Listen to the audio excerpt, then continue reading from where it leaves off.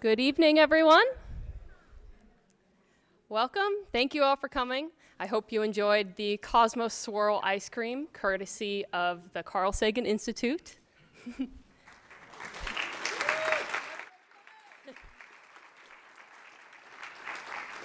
So my name's Gillis. I'm the president of the Cornell Astronomical Society, and I organize this event alongside my fellow officers, Ben Jacobson-Bell, Hounan Gong, Abby Bowl, Ben Shapiro, and Cornell Cinema director Molly Ryan. So big thank you to all of them, and thank you to all of you for coming tonight.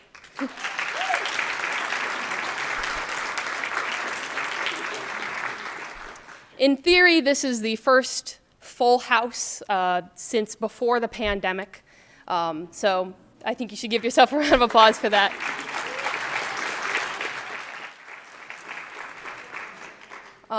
And I came to Cornell as a first year during the pandemic when events like this would have been completely impossible. I just had to sit in my dorm room, and the majority of my conversations I had were asking for a second helping of green beans at the dining hall. So we've come a long way since then. I'm very grateful. And back then I just had to dream of the days when all of us first years could finally start contributing to science and to communication, like some of my heroes.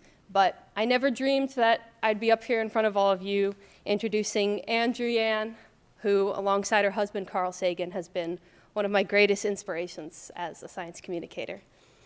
And I've met so many people at Cornell who have been inspired like I was, and who are passionate about Professor Sagan's legacy and who take his and Ms. Druyan's words to heart. So I hope that this event will let us all share these passions and maybe spark some new passions in some of you who haven't seen their work before. So, without further ado, I would like to introduce tonight's special guest.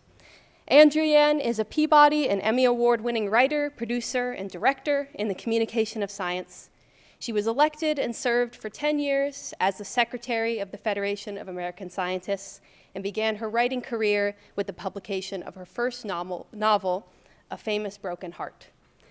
She was the creative director of NASA's Voyager Interstellar Message Project and the program director of the first solar sail mission to deep space, which launched on a Russian ICBM in 2005. With her late husband, Carl Sagan, she wrote the show you're about to see, the 1980s Emmy Award and Peabody Award-winning TV series Cosmos, A Personal Voyage. Decades later, it's still the most-watched science series in global television history. Professor Sagan and Ms. Druyan co-wrote 6 New York Times bestsellers, including Comet, Shadows of Forgotten Ancestors, The Demon-Haunted World, and Varieties of the Scientific Experience. They also co-created and co-produced the Warner Bros. Feature film Contact, starring Jodie Foster and directed by Robert Zemeckis. Following the success of the original Cosmos television series, Ms. Druyan created Cosmos, A Spacetime Odyssey for the Fox and National Geographic television networks.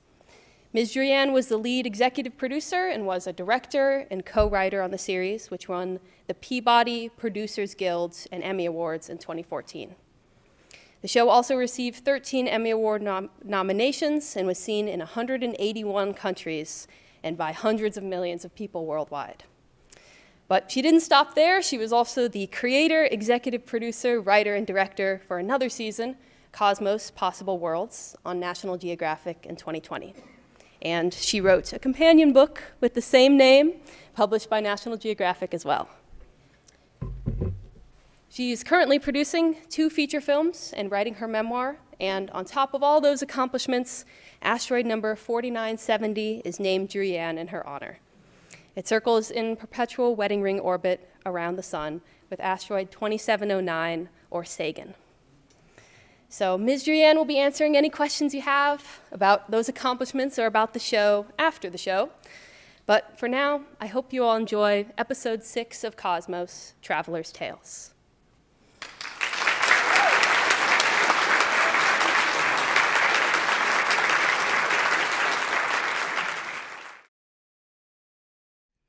So thank you all again for coming, and thank you for joining us for this Q&A afterwards. I'd like to start with a question of my own before we get started with the audience questions. So we chose episode 6 since it's about Voyager, and if you might not know, tomorrow is the anniversary of the pale blue dot image every February 14th on Valentine's Day. So we chose it for that reason, since it's about Voyager, and also because it, in my opinion, does a great job of comparing the past human history to the future human history and putting all of that into perspective and telling some great stories. So my question is, I'm wondering about the writing process for finding these stories from the past for the original Cosmos and maybe for some of the newer seasons, how that research process goes, and if you might have any more stories you're hoping to tell in future versions. Thank you, Gillis, and thank you so much for the beautiful introduction and for making this whole wonderful evening possible. And to your colleagues, I'm really glad to be here. It was great to see episode 6 again. I think that the real genesis of episode 6 was I had this very naive impression as a child. I imagined someone like me in, let's say, Genoa, as Columbus was setting sail and watching those 3 ships. And of course, the people of that time, we didn't have the kind of ability to inform each other of what was going on that we have now. And so, of course, it was a silly idea that that the people of Genoa were aware of what was about to happen and how the 2 halves of this planet were beginning to be an intercommunicating whole. And so I was talking to Carl, and we were thinking about how exciting Voyager was. We had this, Carl had been dreaming about Voyager since the early 1970s, and we had this feeling that the world's attention was elsewhere, and that when you're going through history, when you're living history, how many of us are really aware of the larger pattern of the sweep of civilization?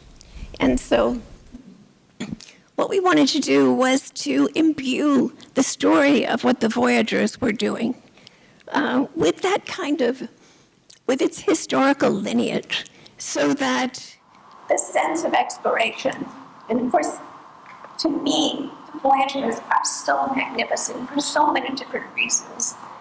And it's not just engineering genius of the early 1970s, a transistor world, computing power that was a tiny fraction of what each of us have in our pockets right now. And yet, this flawless overperformance of these 2 spacecraft that still are sending information to us. This was produced in 1979, 1980. And here we are, 44 years later, and they still have things to teach us. That's so amazing. That was something that we wanted to share, Carl's passion for exploration, and for the fact that we were living just in that moment when, as we said in the show, when those points of light became real places, how to capture that excitement, and what great good fortune we had that we could be at the Jet Propulsion Laboratory in the imaging team area and actually see those pictures come in. And I say that seeing Carl up there, really am lost in admiration for him, for the authenticity of his passion for science and for discovery, and his passion to share it with everyone, so that science isn't some kind of priesthood that only the lucky few can partake of the gifts, the revelations about nature that science gives us. That was very moving to me. Also, how far we've come in the last 44 years. How much better we see than even the Voyagers could see. Remember that the Voyagers were launched exactly 20 years after Sputnik, two interstellar spacecraft that performed their assignment, overperformed, outperformed. They were only supposed to last for 10 or 12 years. And yet, not only did they give us our first close-up looks at the worlds of our solar system, they taught us the shape of the solar system as it moves through the galaxy. And so we wanted to celebrate that. Carl and I and Steve Soder were painfully aware of the tragedy of our exploration of the rest of the planet and the crimes that were committed as a result of that knowledge. And we didn't want to solve out of that, but we wanted to convey something of what happens when there's an awakening to a larger world than you ever dreamed. And when you take your first 8 steps into the cosmos and begin to look around. So that was the inspiration for it. Stephen Soder and Carl were and Steve is still so learned, so passionate about science and curious about the scientific nature of things, but also so learned about the history of our planet and its cultural achievements. And so working with the two of them was kind of a great dream that went on for 3 years as we produced this show. And I can say how lucky I feel that I was part of it. Yeah, thank you so much. And I was struck too by how far we've come when he was standing in the room with all the whirring computers. That's very loud audio quality. I applaud them for still getting good quality in that room because, yeah, but we've come so far now. It's triggers and the imaging. Okay. All right, so at this point, I think we're ready to start taking questions from the audience. So if you raise your hand, I'll do my best to call on people. All right, I saw your hand first. So we do have our mic runners. Yeah, there you go.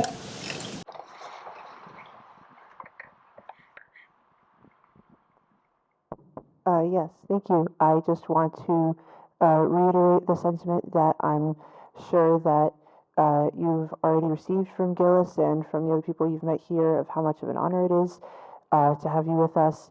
I grew up with not the cosmos with Carl Sagan, but with Neil deGrasse Tyson, and that as Gilles was mentioning, that you worked on that with National Geographic, and I would look forward to that each week when it aired, and I know, as I'm sure you understand, Carl Sagan, he was very well in tune with, not just issues of, science and, facts, but, he wanted to help us understand what it meant for us, like in the human experience, and there were many ways in which he was, prescient as a result of that, about the way in which our society has developed in the last 30 years.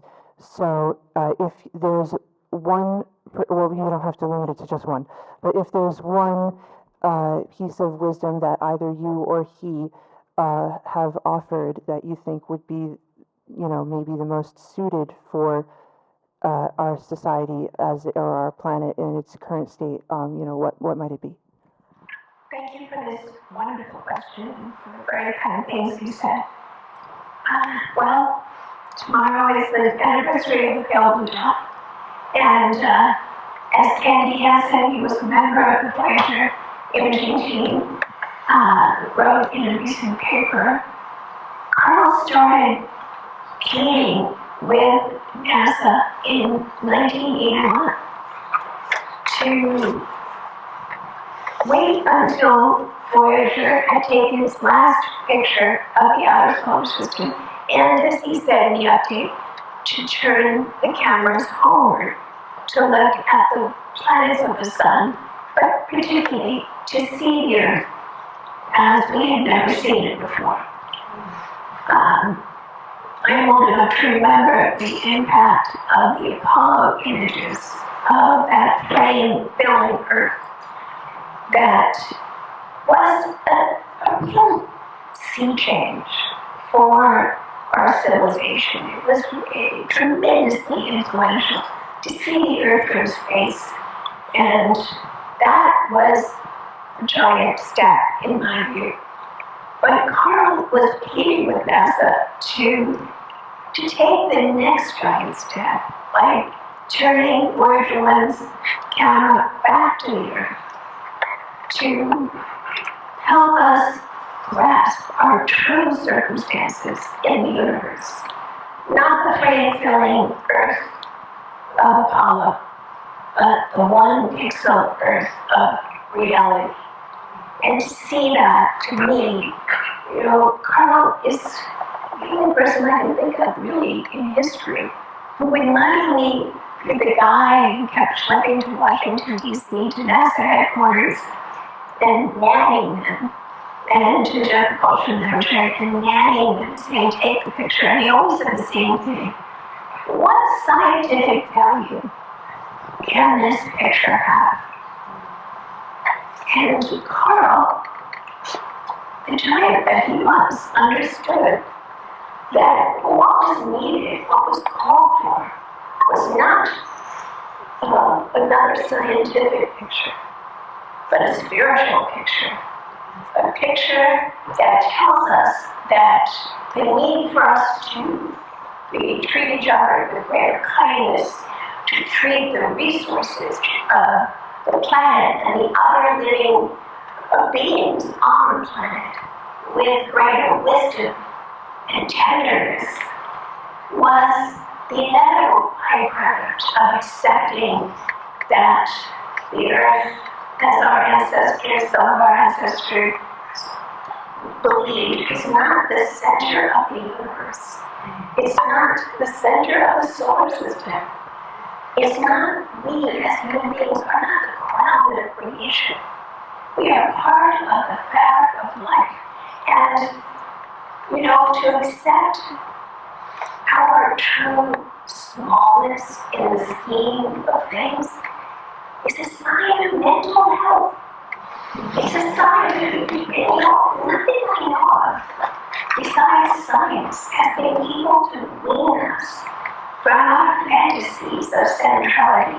These are the fantasies of infancy, to be the center of the universe. And Carl, through his efforts to get permission for Voyager 1 to take that picture of the Earth, and to be the poet who could write the Pale Dot meditation. The only one person I can think of could do all those things, contribute to science, contribute to being a member of the imaging team, and the design of the mission, all those things, and then to say it so plainly, so clearly, that it pierces our denial, our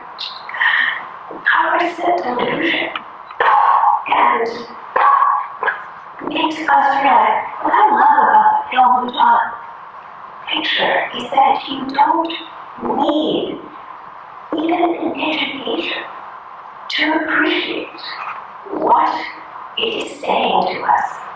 And I just, I was looking at Carl up on the screen, thinking about who he was as a husband, as a father, as a son, all of those things just really just fills me with such wonder.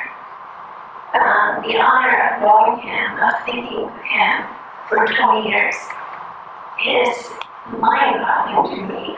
I look at the Voyager record cover every night, and I'm still unable to wrap my head around the idea that when I was 27 years old, I had to be part of this mythic, noblest part of human culture that will outlast the earth, will outlast everything that we know. 2 spacecraft circumnavigating the Milky Way galaxy for 1 to 5 billion years.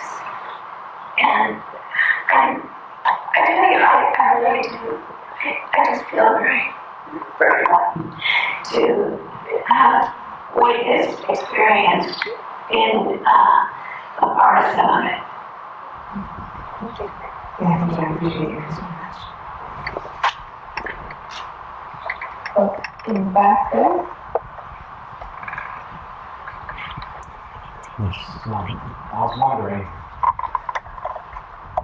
what was Carl Sagan's most philosophical moment through any sort of history? Like whether it be on camera or off, what was his most philosophical moment? Also, bonus question, what was his favorite song? I'm sorry, could you say that last part again? Bonus question, what is his favorite song? Well, actually, it's easier to answer the latter question than the former. He loved Mr. Tambourine Man by Bob Dylan. And he really did. And he used to really mist up that line, to dance beneath the diamond sky with one hand waving free. You would always just really moved him. He also really liked to dance with me and Sasha and our daughter to Girls Just Want to Have Fun. He really, we all love the spirit of that song. He loved Bob Marley. He loved Dire Straits. He was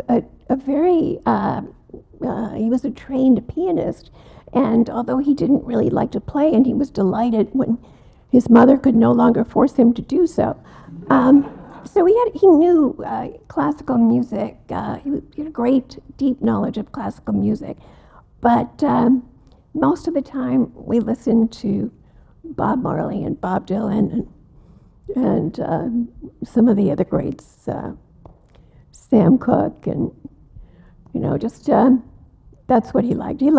He really liked all kinds of music. What was his greatest philosophical moment?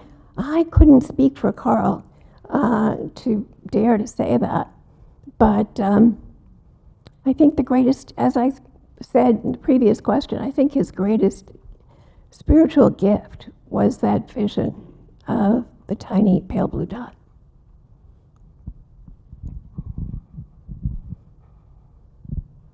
That person over there. It's hard to run a Q&A. Okay, so I was just wondering, as a science communicator and someone who's looking to engage with and connect with the public, what are some things that you try to really incorporate into your writing or your work as themes that you find to be either particularly engaging or most important to include? Well, I was not a science student, and I felt pretty much excluded from science. I until I began to read, because of my interest in history and politics, about the materialists, the ancient pre-Socratic philosophers of ancient Greece. And I was fascinated with them because of the idea of demystification was really what appealed to me about science. The idea of trying to just rid yourself of all the things you want to believe, or all the lies you want to tell the world or you want to tell yourself, and just rigorously winnowing, and never being contented with, an absolute truth, knowing full well that is beyond our grasp. And just those little tiny pieces of reality is so precious that science can give us. And so, for me, it was very easy to begin to write this stuff because I knew if I didn't understand it, nobody else would. And so what Carl would do, which was so brilliant, was he would retrace his original thought steps in getting towards understanding. And I think that's why he was a genius communicator, because he never, like so many people, he never spoke to impress people with what he knew. He only wanted to communicate, to connect. And for me, I think this engine of demystification that science is when people know about it, and when it's stripped away all of the jargon and all of the stuff that keeps people awake, out of a scientific perspective. We are a story-driven species, that's for sure.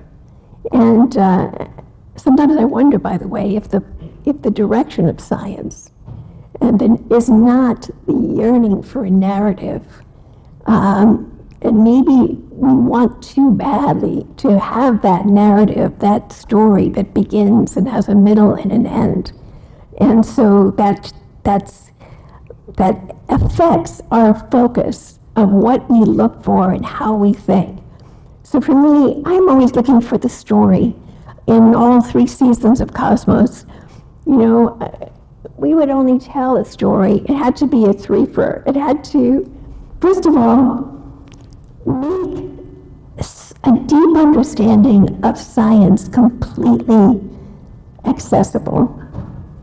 It had to have the drama of a story.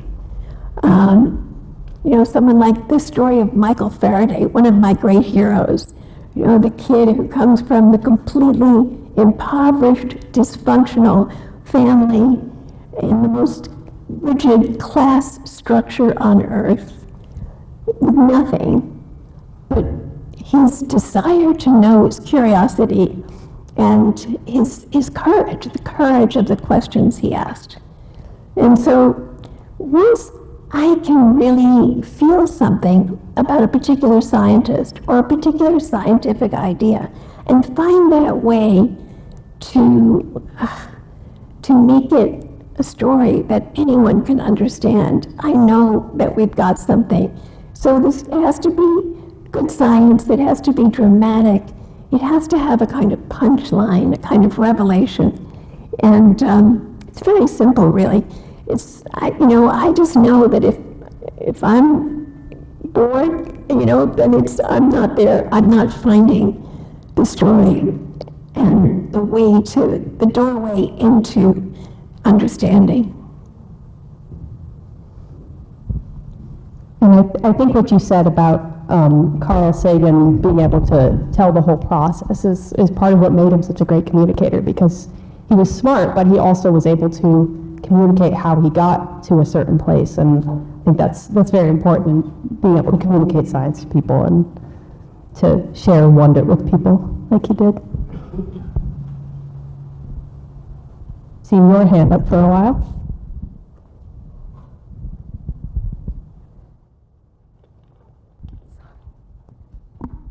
Okay, hello. Oh, okay. Hi, so I'm Roland. I am an aspiring astronomer and storyteller here at the Carl Sagan Institute, and I too was inspired by Neil deGrasse Tyson's version of Cosmos, and that's what inspired me to become an astronomer, was the storytelling and the representation of having someone who looks like my dad telling these stories, and now being at Cornell University, being where this mythic figure Carl Sagan used to teach, and being under the direction and leadership and honestly amazing just mentorship of Professor Lisa Kaltenegger. If we could have a round of applause. Thank you.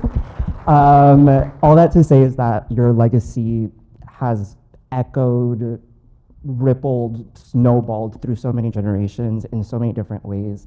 And in order to commemorate that, last semester I wanted to create an art exhibit for one of my classes as a final project, and I wanted to do it off of the Voyager mission and displaying those pictures that were chosen, why they were chosen, and their connection to humanity. So I was a little bit disappointed to submit an incomplete gallery because only I believe 45 images were released. The others were hidden behind a paywall. And so it was a bit disheartening, and luckily my professor was very understanding, but it was a bit strange to think about, wow, we have this testament to humanity, plaque understanding everything that we are and have been just free floating and inviting anyone to come across it to interact with it, to learn, to find out who we are. And yet here on Earth, like, we can't access all of those images. We can't even know how we're being represented. So my question to you is in terms of, because I know when it comes to the pale blue dot image, the way it's communicated, when it comes to the Voyager record, all of the turmoil you guys went through in terms of trying to get permission from different record labels to get their songs included within the record, what kind of, I guess there's always been a kind of audaciousness and audacity and rebellion in trying to tell the story of other worlds while being constrained to worldly concerns and limitations. So I was wondering how you break that mold and how you get those stories not only written, but also fight for those to be told and heard. Well, Roland, thank you so much, but I want to be sure I understand your question. But I want to thank you, first of all, for mentioning Lisa Kaltenegger, who is so wonderful and such a great friend. And really, there would not be a Carl Sagan Institute, of course, without Lisa, without her vision and her leadership. And I can't tell you how thrilled I am with, years later, after our first conversation, the shape of the Carl Sagan Institute and what it means. I will speak for Carl and say I know that he would be, that first of all, he would have loved Lisa, and second of all, he would be so thrilled with the way that she has molded and shaped this institute in his name. Really couldn't have hoped for a better outcome. But Roland, I'm not sure I really understand your question. You were talking, you said that you couldn't see the Voyager pictures? Yeah, so that was a bit more of like an example of like the broader question in terms of having so that was like an example of one of the instances in terms of trying to communicate this global pale blue dot image and trying to communicate this aspect of the cosmos and of this giant vast universe, but also being limited to earthly regulations, whether it's governmental, copyright laws. So how do you, whether it was like Cosmos Studios in the production of Cosmic Africa, how do you get those stories specifically not only made, but how do you fight for them to be published, to be promoted, to be told and heard as well? It takes years and years and years. And you just have to be unwilling to accept no for an answer. In making the Voyager record, the earthly problems were not that much because, well, I had the problem in that when I would be calling people up or I would go to see them and tell them that we were making an interstellar message and I wanted, their whale songs or whatever, people would be skeptical, and I completely understand the skepticism. This is 1977. And it just seemed like, this woman is crazy, which is what I got a lot of. But the saddest thing, I think, was the picture we were not allowed to send. And that was a picture, a fully frontal, naked picture of a man and a woman standing, looking fearlessly into the camera. The woman was visibly pregnant, and they were both completely naked. And we were told by, first of all, on the floor of the US Congress, guy stood up and said, NASA wants to send smut to the stars. And that caused a huge kerfluffle at NASA, you can imagine, being dependent as NASA is on the kindness of Congress. And so that was, I remember saying, Carl and I were really sad about that picture because it was one of the most beautiful ones of all that we sent. And it made us realize how much we hate ourselves. How much we hate ourselves. We can't stand naked before the cosmos because of this profound sense of shame and self-hatred, which is a failure, in my view, of our received spiritual vision of many generations. And that really was the kind of heartbreaking, the idea that extraterrestrials, the putative extraterrestrials of 1 million years from now or more, would somehow be discomforted by couldn't take off our clothes, it was just unbelievable.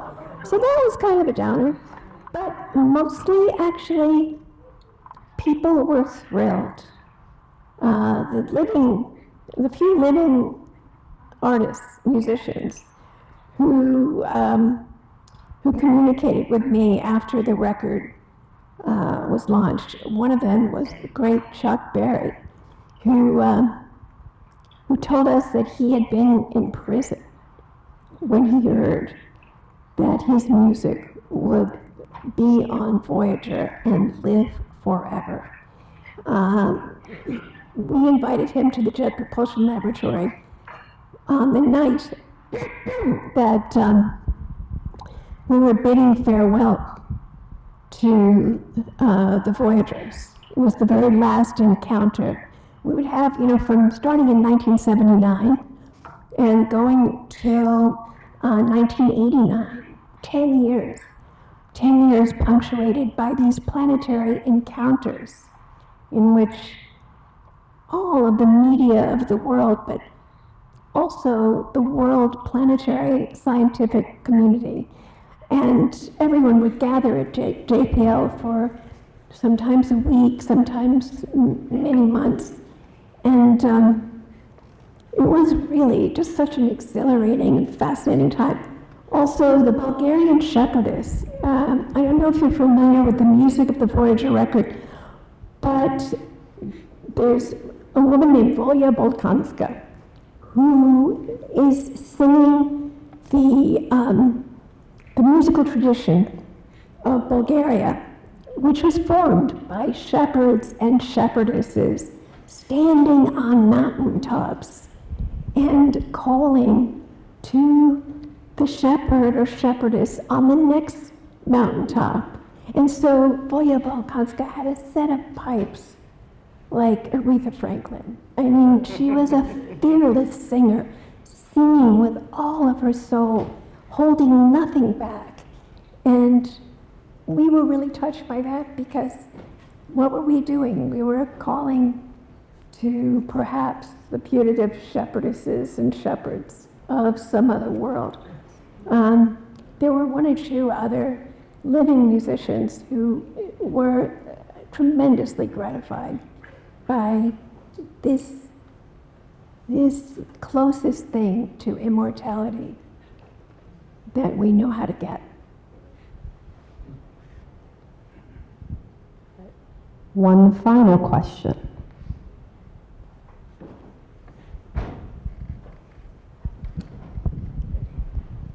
Hello, I'm Iona. You already touched on this a little bit, but being one of the people who worked on the Golden Record, how did it feel to be an arbiter of what cultural artifacts and information got to go on this mission? And if you were to make another Golden Record, say today, is there anything that you think is important to go on there, except besides the image that you described before? Well,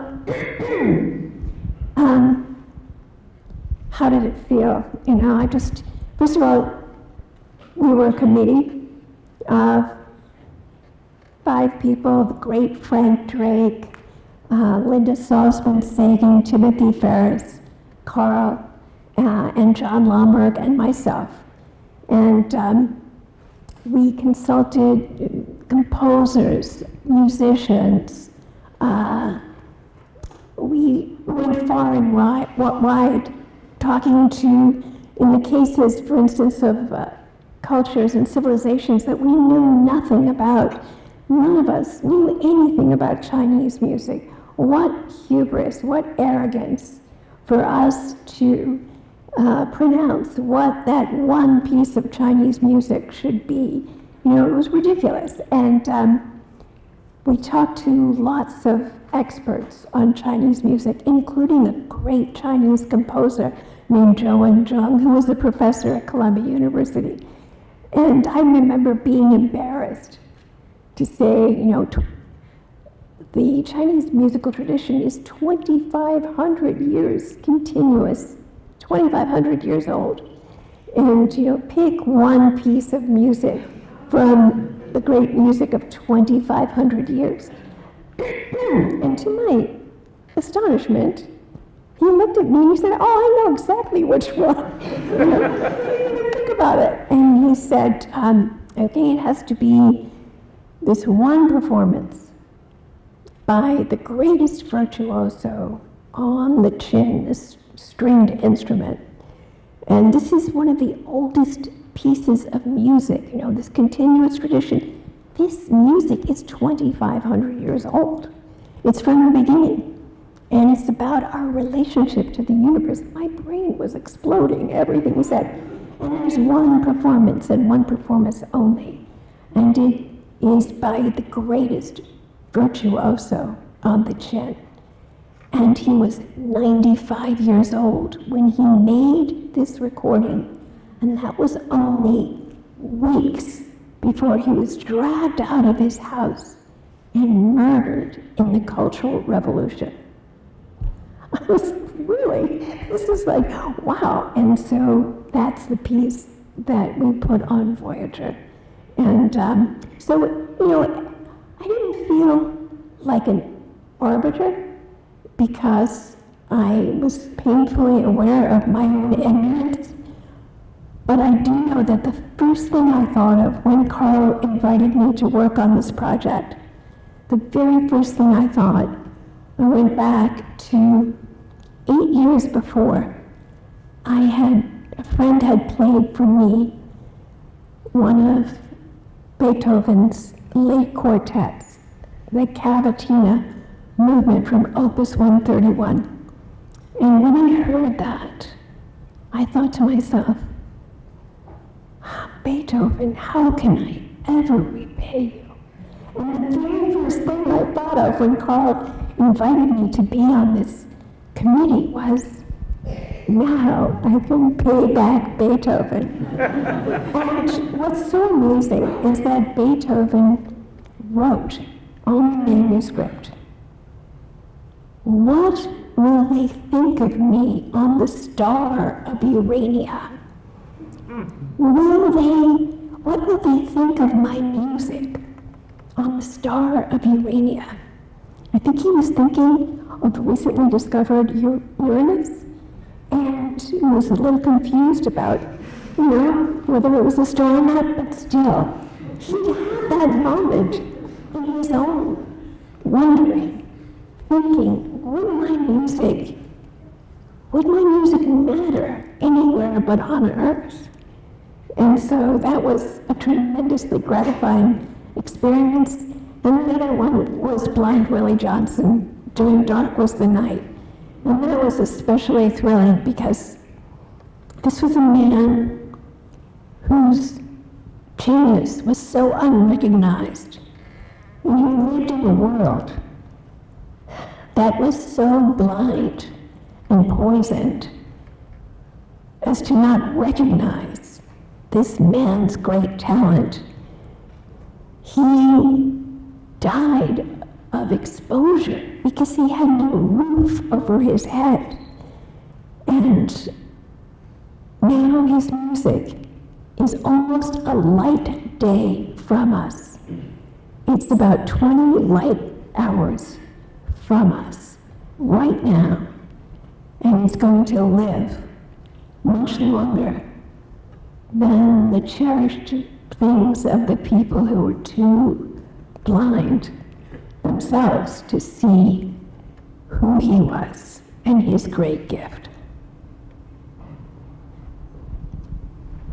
All right, so thank you once again.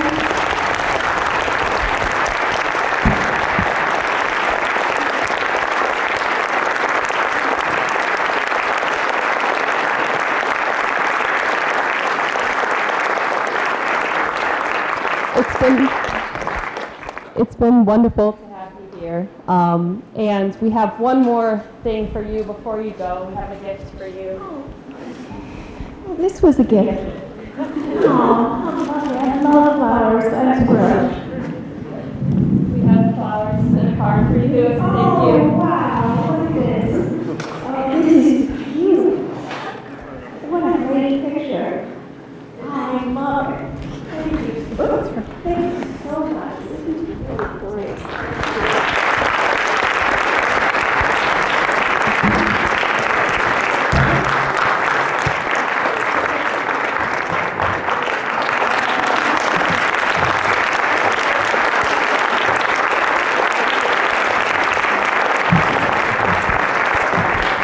I hope you all have a wonderful night and a happy Pale Blue Dot Day tomorrow. Thank you all for coming.